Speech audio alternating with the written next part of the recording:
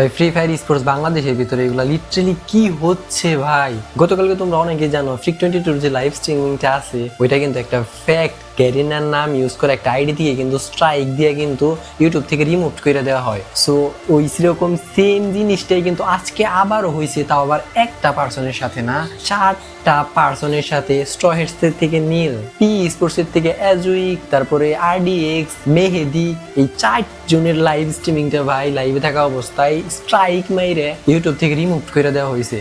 আর এই যে রিমুভের যে পিছনের যে পার্সনটা ভাই, ওই সেম পার্সনটাই, যেই পার্সনটা কিন্তু ফ্রিক 22 যে লাইভটা আছে ওই লাইভে স্ট্রাইক মারছিল। আর এর সাথে সাথে ভাই আমাদের ফ্রি ফায়ার স্পোর্টসের ভিতরে যে top content creator Bangladesh top 1, ওনাকে কিন্তু থ্রেট পর্যন্ত দেওয়া হয়েছে যে উনি যদি এই ফ্রি ফায়ার স্পোর্টসের যে ওয়াচ পার্টিটা যদি বন্ধ না করে তাহলে তার ইউটিউব, ফেসবুক, টিকটক এইগুলো সবকিছু প্ল্যাটফর্ম মনে করো যে গায়েব করে দেওয়া হবো। ভাই লিটারালি জাস্ট দেখো কি লেভেলের একটা থ্রেট। কারণ এতগুলা যে ক্রাইসিস চলতেছে বর্তমানে সবথেকে বড় প্রশ্ন ভাই এটার সমাধান কি? আর যেটা সমাধান ফ্রিক 22 ভাই জানাইছে যে খুবই তাড়াতাড়ি গেরিনা ফ্রি ফায়ার ইউটিউবের সাথে কথাবার্তা বলবো এই সমস্যাটাকে নিয়ে কোন একটা সমাধানে আসার জন্য। সো দেখা যাক ততক্ষণ পর্যন্ত কেমনে কি হয়।